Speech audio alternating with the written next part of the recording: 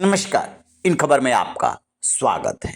आम चुनाव 2024 की तैयारियां जोरों पर है। सीट बंटवारे को लेकर के अलग अलग बैठकें हो रही है। बीजेपी की आज बड़ी बैठक हो रही है केंद्रीय चुनाव समिति की, जिसमें दूसरी लिस्ट पर फैसला हो सकता है। लेकिन दो राज्यों से खबर आ रही है कि वहां पर सीट बंटवारे को लेकर के सहयोगियों से पेच फंस गया है। पहला राज्य है बिहार, जहां की लोजपा रामविलास के प्रमुख चिराग पासवान 6 सीट से कम लेने को तैयार नहीं है।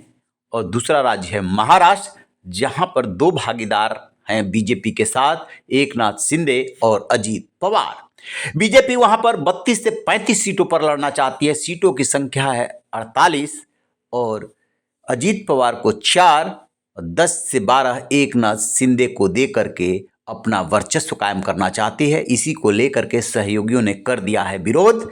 जब पेच फंसा तो दिल्ली में सबको तलब किया गया। खबर है कि अमित शाह के घर पर देर रात बैठक हुई है, जिसमें कि अजीत पवार और एकनाथ शिंदे समेत महाराष्ट्र के तमाम नेता थे। इधर अमित शाह और जेपी नड्डा बैठे और फार्मूला निकला है।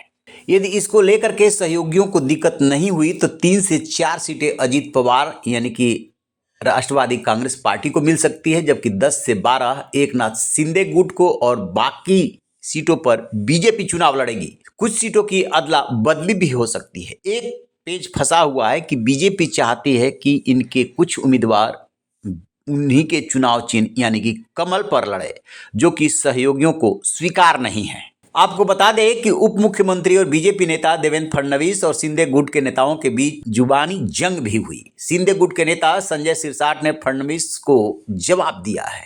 उन्होंने कहा कि बीजेपी के 105 विधायक है, ये सही है, लेकिन एकनाथ शिंदे यदि नहीं टूटते तो फिर वो विपक्ष में बैठे होते। सिरसाट ने ये बात फडणवीस के उस बयान के जवाब में कही है, जिसमें फडणवीस ने कहा था कि शिवसेना नेता रामदास कदम को यह ध्यान रखना चाहिए कि हम 105 हैं, फिर भी हमने एकनाथ शिंदे को मुख्यमंत्री बनाया हुआ है। खैर, राजनीति में ऐसा होता है कि हर दल अधिक से अधिक सीटों पर चुनाव लड़ना चाहता है और जो बड़ा दल होता है वो चाहता है कि उसका से ज्यादा रहे। देखने वाली बात यह है कि जो फार्मूला निकालने की कोशिश की गई है उस पर सबकी सहमति बन जाती है या अभी खींचतान जारी रहती है। जैसे इसको लेकर के अपडेट मिलेगा आपसे साझा करेंगे। रहिए बेखबर, देखते रहिए इन खबर। Thank you.